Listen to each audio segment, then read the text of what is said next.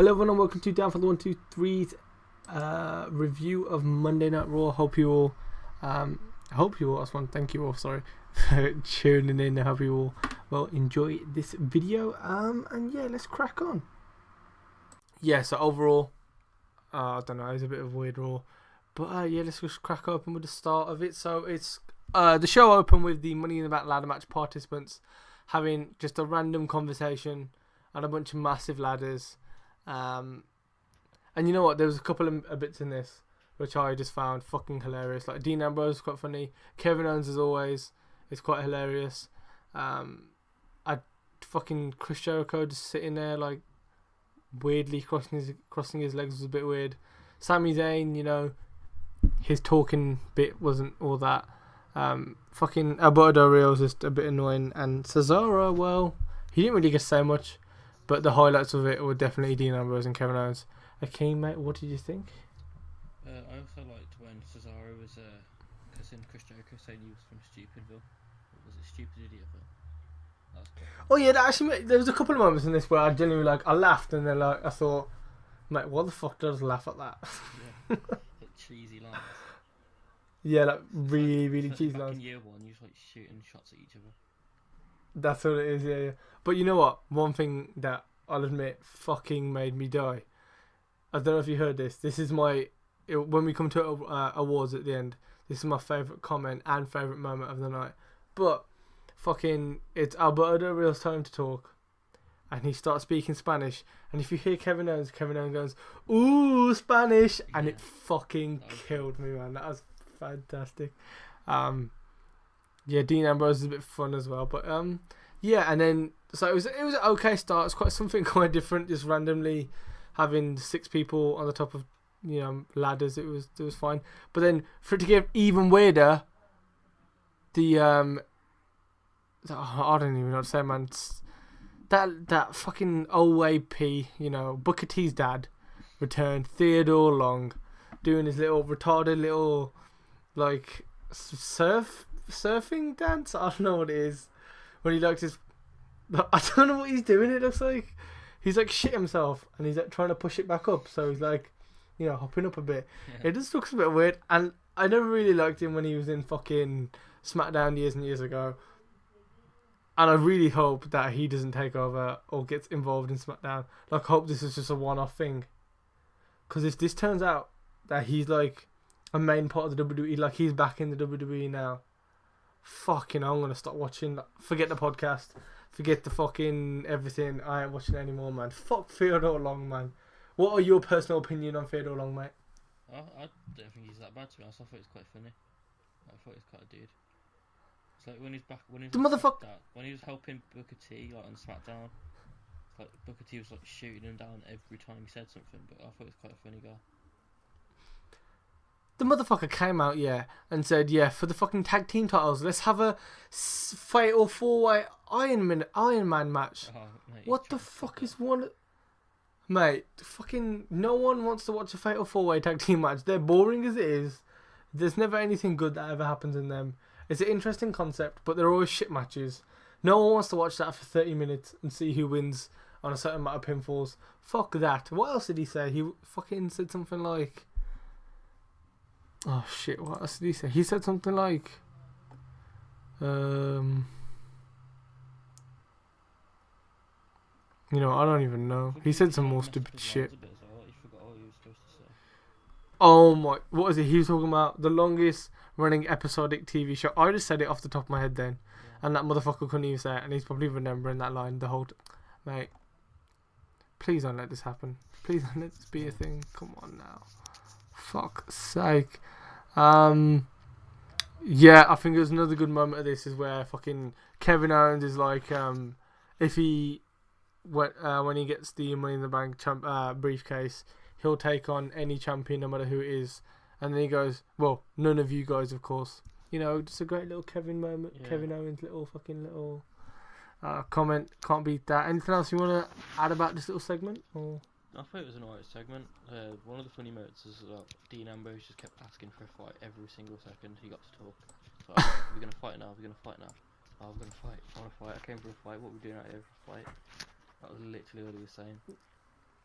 You know what though? Like fucking, I used to really enjoy Dean Ambrose, but now they've made him like, they make him like act like a fucking like real retard. Like just like they play him up for the kids a lot. Like he used to be like quite cool, but now like he's played up so much. Like constantly asking for a fight. Like it was funny the first time he said it, and he just kept saying it. Like he was like, "Nah, just stop.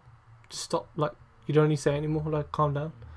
And then like, obviously the kids were like, "Oh my god, fights and ladders and shit." But like, he used to be so fucking cool, and ever since WrestleMania, he just like WWE like changed him, and he's just gone a bit like fucked up. Like, and I don't quite like it.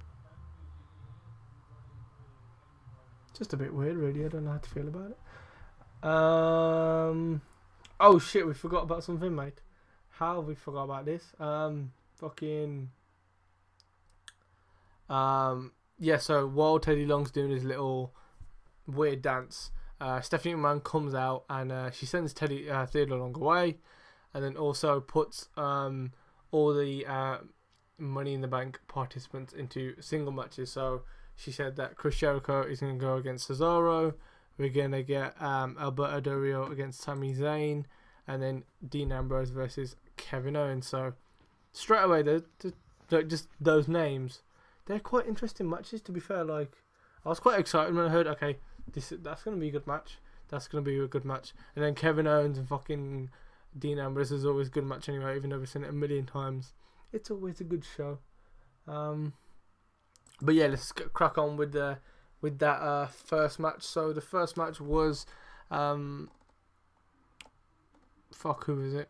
Oh yeah, it was Cesaro. It was Jericho versus Cesaro, and yeah, there was they were fighting. The only thing I genuinely remember from this match is they were fighting outside, and then Cesaro like Irish whipped Jericho into the barricade, and he just hits him with a running uppercut. That's the only thing I remember. Like, that was it.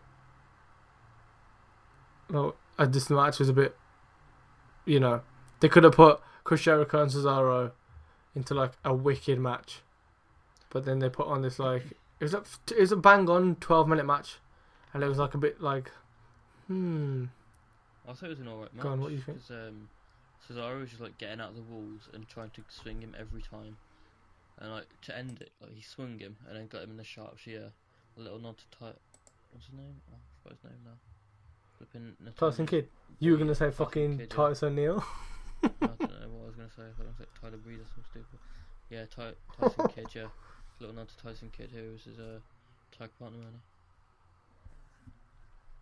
Yeah, that was nice. But so the end of the match kind of concluded with Cesaro superplexing Jericho from the ring apron, which got a 2 count, and then Cesaro powered out of the walls of Jericho, attempt, and then countered it into the swing. That was I think it was like 14 little swings, and then Cesaro, like you said, put the sharpshooter in for the win. So yeah, it was all right. It was just like a normal Raw opening match, to be fair. Like it was just like some like normally where like I think it was I think like Kevin Owens and Cesaro have opened the show up before, and they've put on a fucking like sick match, and I feel like I'm just comparing the two, and this was just a bit shitter than what's it called, the Kevin Owens match. But hey, like you said, if you enjoyed it, then that was fine. Then the next segment was Rusev versus Jack Swagger with Titus O'Neil on commentary. And Akeem, what were your thoughts on this match? I thought this was actually a pretty good match. It was like Jack Swagger was holding his own against the United States champion. Like Rusev was a tough guy. Rusev was trying to out wrestle him. Obviously, he's Jack Swagger, the All-American wrestler. He was like sick in like high school and stuff. This was in Jack Swagger's like hometown as well, so he's trying to mug him off like in front of his family and friends. Jack Swagger wasn't having any of it. But Titus O'Neil was on commentary because him and Rusev got a bit of beef. Oh god, what a fucking shit feud, man. Jesus, yeah. Please stop that feud. But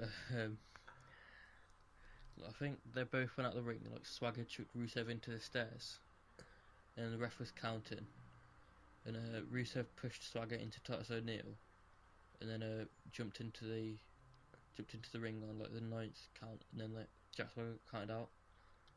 It's an okay match. The ending could have been a bit better, but then Titus O'Neil and Jack Swagger like teamed up and beat Rusev a bit. It was an alright match, to be honest. What do you think about the match? The only thing like that, like, as much as I hate it, the only thing that was good about this match was seeing Jack Swagger back. That was always nice. He does need to leave WWE though, because he's just getting fucked off over there. But yeah, it was nice to see him back on Monday Night Raw for once, even though he lost. Well, he didn't even lose, but whoever they gave the result to lost. I don't know who actually got the final decision, because it was a bit of a weird DQ. Count out, wasn't it? They gave it to Rusev. I thought it was he threw it into Titus, and then it was because of the fucking. Nah, he jumped back in the ring and then he counted out. Jack Swagger was. Oh shit! I didn't even know. See, don't even pay attention when this shit. Anyway, so yeah, so it was this count out, and then obviously the whole Rusev Titus O'Neil, like, you guys know my thoughts. I fucking hate it. It's such a shit, like. Dead. Oh, I don't know. They could have put Jack Swagger genuinely, yeah, because that day when fucking was it Memorial Day last week, sorry, fucking Rusev was going like bashing America. Then you'd want the real American Jack Swagger to come out, and that could have been his final, like, an actual push for him. And you know what? They even could have fucking gave him the belt. Jack Swagger could have they could have had this wicked feud where they're just always trading blows every time they see each other. It culminates at Money in the Bank. Swagger picks up the win after reversing the fucking accolade into like a fucking ankle lock or Patriot lock, whatever he wants to call it. Rusev taps out. Swagger wins the belt. Swagger holds it for 1 to 2 months till SummerSlam, where he loses it again to Rusev. Why couldn't they have just done that? Why? Like, it fucking even give him a fucking Zack Ryder. Just let him have it for a night. Yeah. Like, bloody hell, that would get people gassed at least. Bloody hell. Like, yeah, I feel like just get this, because it's obvious Titus O'Neil was just not going to win the fucking US title. It's just like a little thing to waste a bit of time while John Cena, let John Cena finish with the club. Just before the whole brand split happens, Rusev will pick up the win. John Cena will pick up the belt against Rusev. Fuck Rusev off. Rusev will do his own little thing, and then Cena will regain it, or like whatever fucking, how he does the Raw, the Raw US Open Championship thing. Yeah. He'll just do that on SmackDown or Raw, wherever he goes. He'll just do it in there. Speaking of SmackDown and Raw, guys, we'll be having a draft later on in the podcast, so stay tuned for that before you guys click off and watch something else. So yeah, stay in. Then the next segment was John Cena came out to a massive pop. To be fair, I was quite surprised there wasn't that many boos for him. I don't know, where was it again? Like, was it in DC? What, sorry? Was Monday Night Raw in DC? Are you even listening to me right now? It was Is fucking. Where's Jack Swagger from? It was like Oklahoma, I think. DC, innit? Oh yes, yeah, Oklahoma. Oh yeah, shit, it was Oklahoma City as well, yeah, definitely. So maybe there's a shitload of John Cena fans in Oklahoma, who knows? But so AJ, John Cena calls out AJ Styles and the club to confront them, but before he did that, he thought he'd get a little sing along going on with the crowd, just working the crowd, like milking it, like just. He said John Cena sucks and AJ Styles for about a minute. First the crowd didn't want to get into it, and then the crowd finally got into it. And imagine that at Money in the Bank, how loud that's going to be. When they always do it, when there's always like two main superstars and they're looking at each other, and then like the crowd are going mad, and they look to the crowd. They scan the crowd, and it's like, John Cena, what was it? Let's go Cena. Is it it? Or was it just John Cena, AJ Styles? What is it? Let's go Cena, AJ Styles, innit? That makes no sense. You know what my favourite chant of all time was? Yeah. Right, it was fucking Let's go Cena, and then CM Punk. It just fits nicely. Yeah, well, AJ Styles, like, CM Punk's basically the same thing, innit? But whatever. Yeah, I suppose. But like normally it's like when you normally hear a crowd chanting it, it's always like let's go Cena, CM, and then Cena sucks. And it like when you hear a crowd like shitloads of people going Cena sucks, it sounds like CM Punk. You see that similarity? No. Yeah. So AJ Styles comes out with the club, and basically they were going at each other. To be fair, they were saying some good lines. Like John Cena could. I forgot how good John Cena's promo skills were. Like, Yeah. well done, John Cena. I can't remember a specific thing because I watched Monday Night Raw ages ago. I genuinely can't find a thing that I remember. There was a couple of good lines in there. I wish I could remember them, but I just can't. And AJ Styles came back. It wasn't as good as John Cena, but he bit back. What else happened? I'm trying to think. Fucking AJ Styles said that amazing line in front on WWE, which I never thought WWE would ever allow this word to be aired online.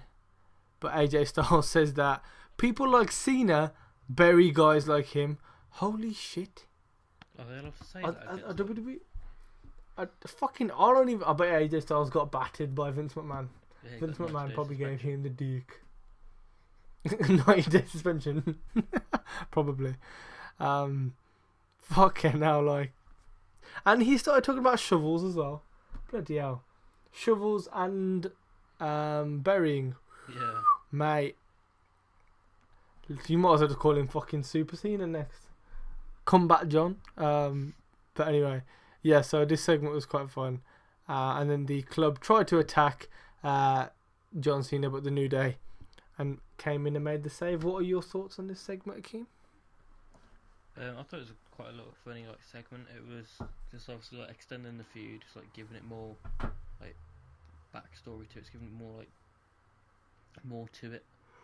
So obviously AJ Styles saying that Cena's just the guy that wins it all the time and buries the new kids. And the new kid it's almost like he wants Cena to leave so that he can be the new big dog in the WWE. So he's got the club there as an insurance policy. That's what he said. Basically, he's a little pussy on it. That's what it is. Yeah. To be fair though, this was actually a pretty good segment. I was surprised by how good they made this. So yeah, good segment. But then we rolled on to the next segment, the next match, should I say, which was the Vaudevillains versus Enzo Amore and Big Cass, and just straight away, match of the night, purely because of how it was booked. Jesus fucking Christ, WWE, you booked it well. I would never thought that I would turn around and go, okay, WWE Monday Night Raw, and two people that looked the most powerful and strong today were Big Cass and fucking Xavier Woods. Never thought I'd ever say that in a sentence ever, but fucking hell, they booked this match to perfection. Cass looked like a fucking beast. For once, Yeah. when Enzo was out, they tried to make him look like a fucking a good just an all out beast, and it didn't really work, purely because every time he came out, everyone was expecting Enzo Amore to come out, so that was always a bit of a downer. But he held his own in this match. So Akeem, if you want to break it down for us, go on. So this match, before the match, obviously Enzo Amore, Skywalker, Smack Talker, whichever way. He was just cussing down the Vaudevillains. Was it Butterscotch Simon Gotch and Aiden? Yeah. Was it Aiden? I don't even like you. Something. Yeah, it was cool. Yeah. It was just funny.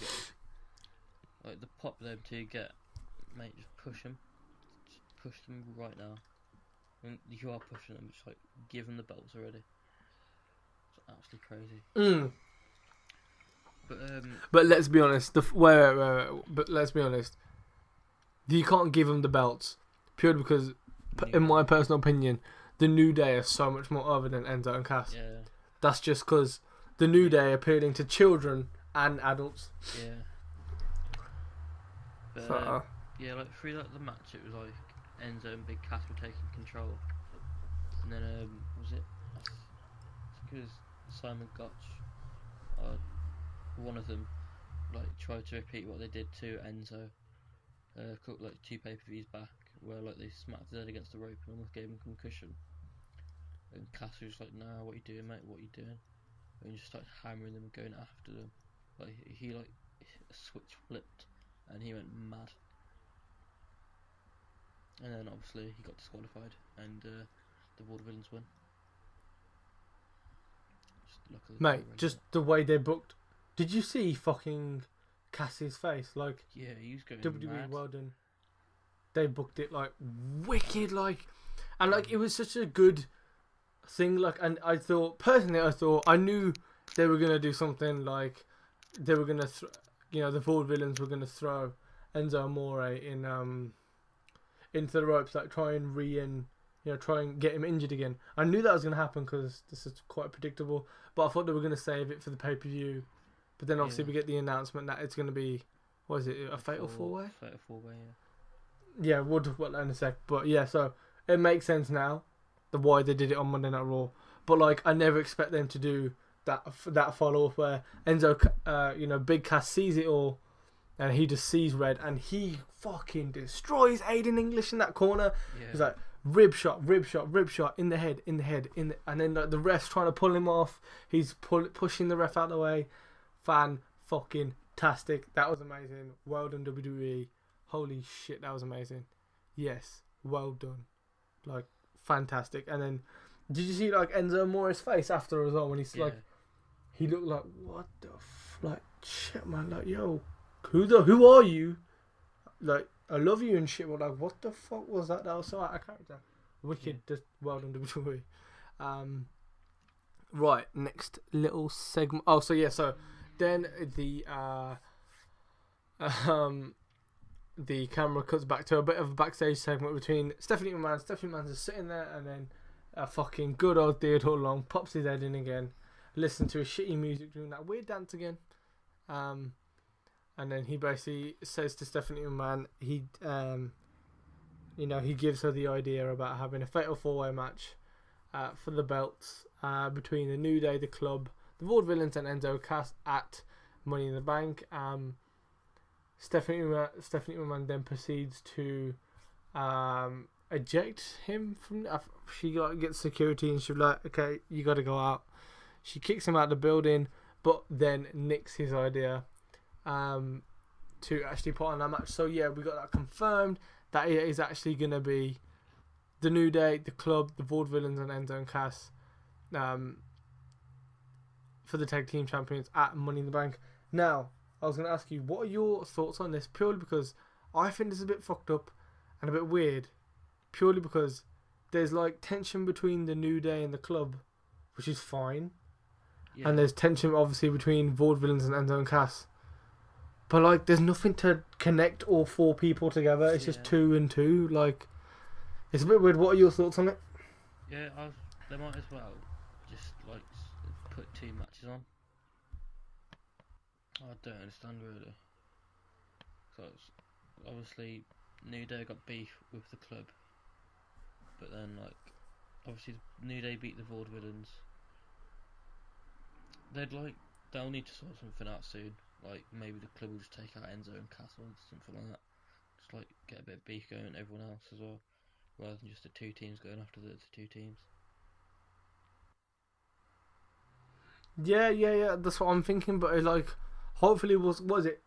Money in the Bank's got 2 weeks away, or 2 weeks away. It's not next week, is it? I think I've got 1 Raw left. One more Monday. Yeah, so one more Monday Night Raw. Yeah, I suppose they could finally see like a big something kick off between all of them, which would be nice to see. Yeah, I suppose that's the only way they could really do it. So then now we have the next segment, which was the next match was between Alberto Del Rio and Sami Zayn, the second of the Money in the Bank participant matches of the evening, and I can't remember any like standout spots off the top of my head, unless you remember any. But Alberto Del Rio just picks up the win after giving him the double stomp to the chest. He that was it. That's all I remember from the match. What do you remember, Ricky? I don't really remember much anything either, to be honest. It was an okay match, I guess. Like, obviously, Alberto Del Rio is the ring veteran. I think he just knew that, and Sami Zayn was just the underdog, which obviously Sami Zayn knew. I didn't expect. I didn't really think Del Rio would win, but it was Sami Zayn. I don't know. So he's over the crowd at the moment, isn't he? So, but we'll see. Is this a sign of things to come with Del Rio picking up the briefcase at the end of the night?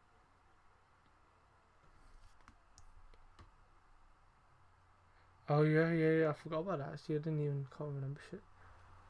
No, didn't Dean Ambrose pick it up? No, no. I mean, Del Rio's probably gonna win. Like he's like.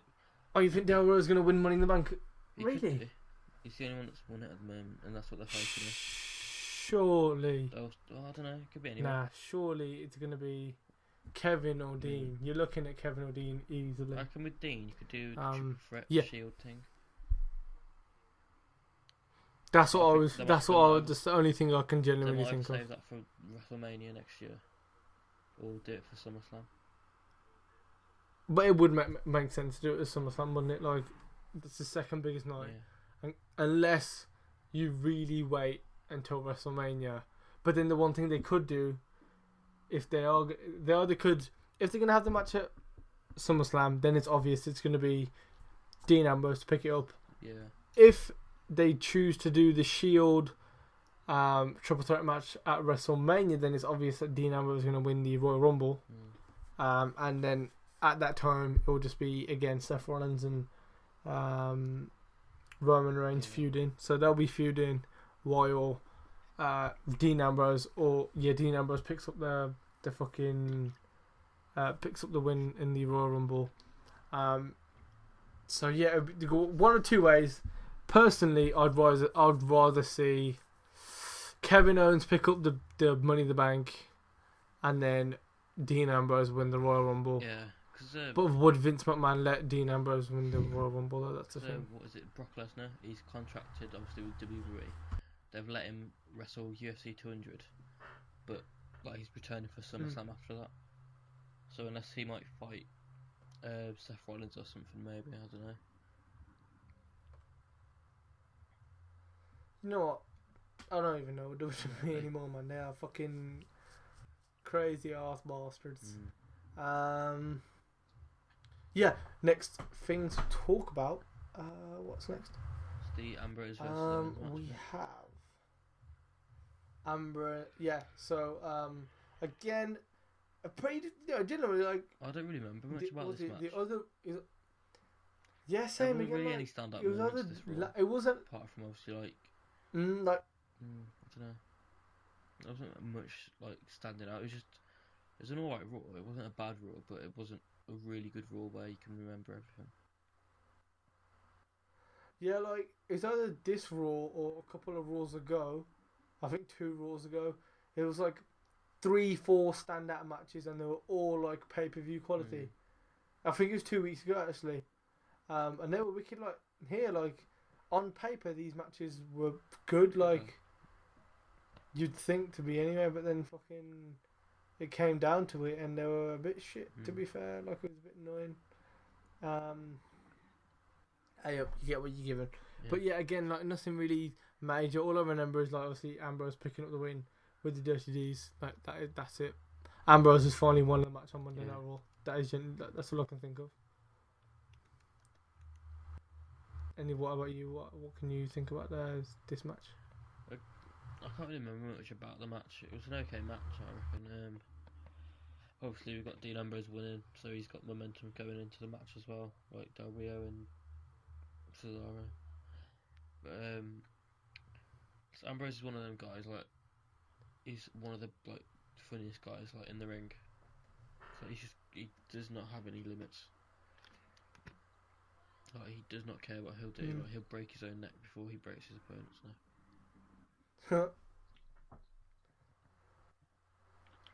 Right, yeah. So then we move on to basically just shitness Like, I'm just gonna breathe. Akeem, I'm not even gonna ask for an opinion here. I'm just gonna these next 2 bits we're gonna breeze over because I just can't be arsed with it. Like, it was shit. We had fucking Natalya and Becky Lynch come out and confront Dana Brooke and Charlotte, and they tried to fucking persuade Dana Brooke that Charlotte was a bitch and stuff, and it was just obvious what they were gonna do. Dana Brooke's gonna be like contemplating, and a bump sneak attack. And guess what fucking happened? Exactly that. Gee, WWE, think of something else, please, because that was fucking boring. Genuinely, the Divas Revolution was amazing, and then WrestleMania happened, and it went down to the shitter. Because then, the whole point of the Divas Revolution was you had these new girls in, and new girls, and they were all getting pushed, all 3 of them. And then after WrestleMania, they was gonna carry on feuding with each other, whether it would be in singles or in tag teams and shit. But no, they gave it to fucking Natalya, who's about 51 years old. I think she's fucking like the same age as fucking Bret Hart. Jesus, like, that's not a Divas Revolution. And ever since Natalya and fucking Charlotte have started feuded for the belt, it's gone down the shitter. 100%. The Divas Revolution is dead now. There's no such thing. They fucking don't even talk about it anymore. It's shit. They fucked it. I get angry. I get frustrated because it was going so well. But fuck it. Anyway, to make matters even worse, we had to sit through that shit, and then we had Tyler Breeze versus R-Truth. When I found out this match started, okay, you know what? I'm not gonna lie. I didn't watch it because I watched fucking. When did you have a dog? I've got 2 of them. I've had them for a while. No, let's leave that in the podcast. That's quite fun. Yeah. We've got a guest. Oh, sorry. What's a guest? Travis. That's right. Anyway, so fucking that dog barking was more eventful than the segment, because genuinely all I fucking remember from this is that the segment started with I think R-Truth and Goldust came out, and then fucking they cut back and it's Tyler Breeze shaving Fandango's back, and I was like, okay, no, skip to the main event. I'm not watching this shit. Jesus Christ, what the fuck is going on right now? Yeah, it was a pretty bad match, to be honest. It was like over, and like this match lasted less than Undertaker's walk to the ring. If you guys are genuinely curious, the match ended quickly in a double disqualification when Goldust and Fandango interfered in the match. Then Teddy Long re-emerged and then tried to restart the match as a tag team match, but then Stephanie McMahon stopped him and threw him out of the building. There you go. There's that. Wow. Amazing. That's basically it. What a waste of time.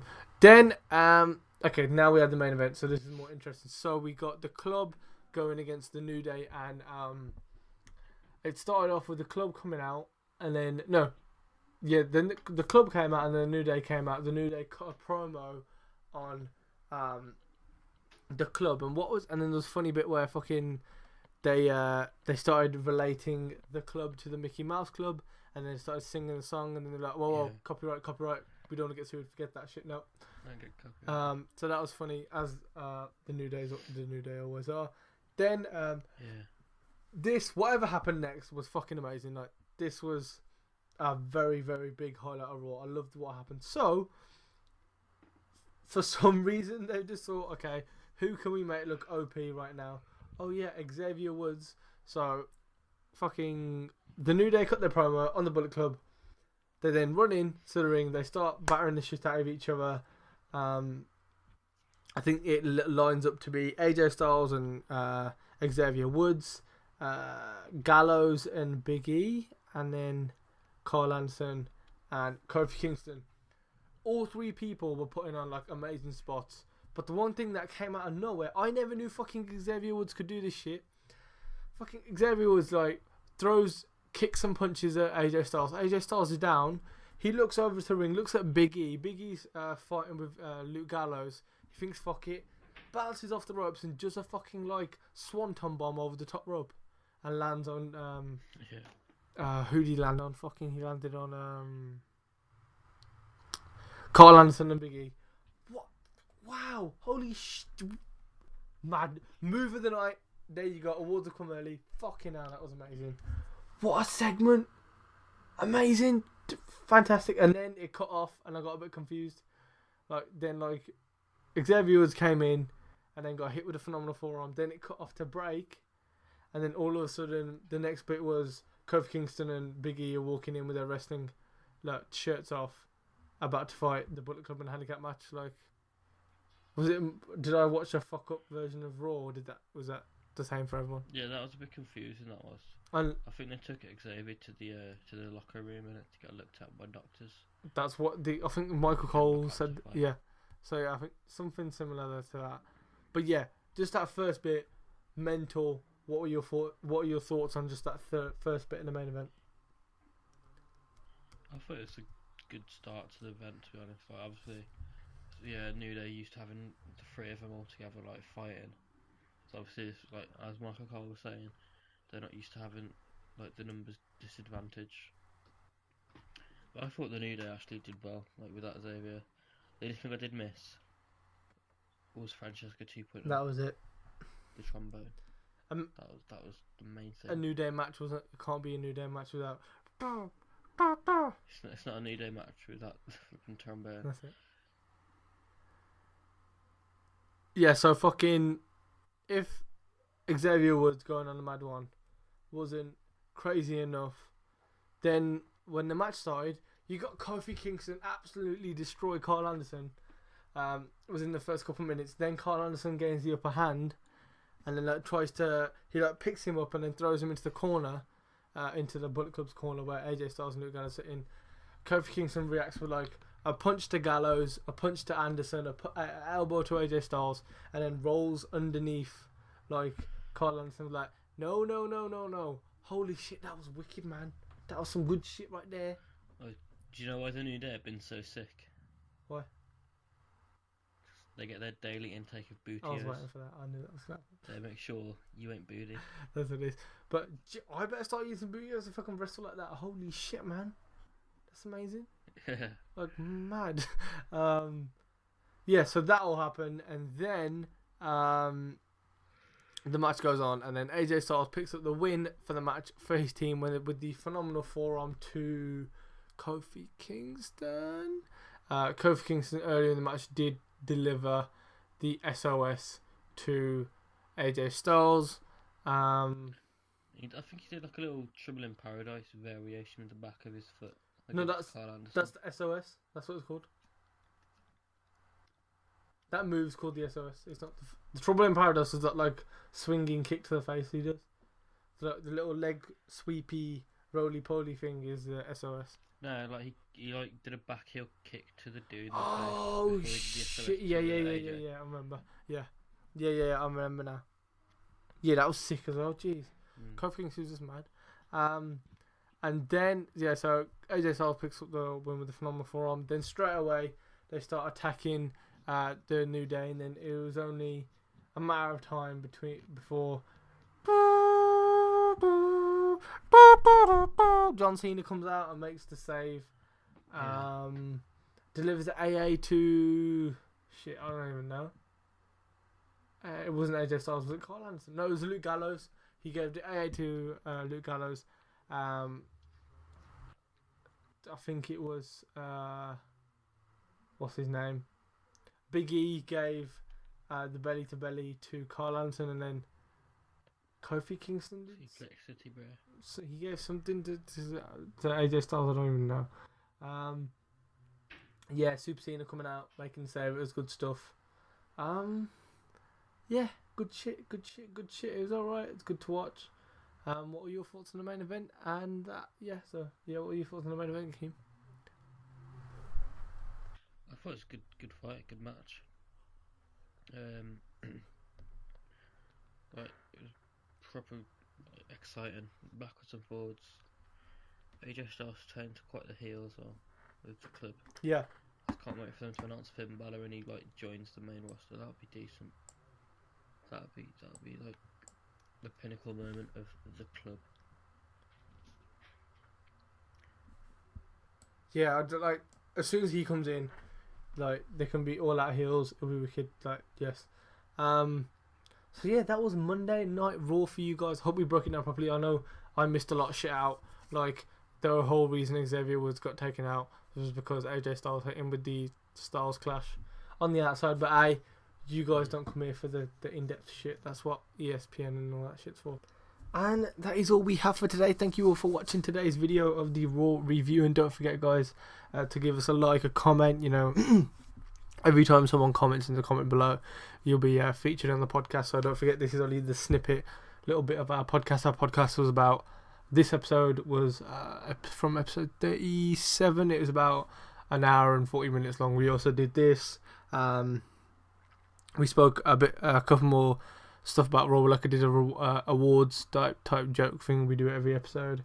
And then we did a draft. So if you guys want to check out our draft, me and Akeem did both do that little draft. So guys, yeah, go check that out. It's all in the podcast. If you go in the description below, it's in the, obviously if you click on our SoundCloud link, it's episode 37, you'll see it. And if you're on iTunes, and there's loads of other places you can find us. But yeah, and don't forget, guys, I forgot to mention this at the start of the video, but we do have a little new thing, a new experiment to tell you guys about. So there's an app called Discord. If you go on the App Store or the Google Play Store, I'll put both of the links in the description below. If you click on it, it's basically a chat, like a massive group chat, you know, like when you're in Facebook and WhatsApp and all that stuff, you've got a massive group chat with all your friends. This is the same thing, but you could be within our group chat. So you'll be able to like just talk to us and send in questions, and like I'll be using this a lot. Wait for some followers to join us first. Obviously our little server will be in the description below. So yeah, go join our server, and then every Monday Night Raw, every SmackDown when it goes live, whenever NXT do a takeover, whenever there's a pay-per-view, I'll be on here talking to you guys, and obviously I'll be talking about it on the podcast. So if you guys do leave any questions on there while I'm inactive, I'll try and get back as soon as possible anyway, and then I'll also feature it in the podcast. So if you do send in a message, you'll be able to feature it on the podcast. So yeah, that's all in the description. Don't forget to like, comment, subscribe, do what you got to do. Thank you all for listening, and I'll catch you all next time. Cheers.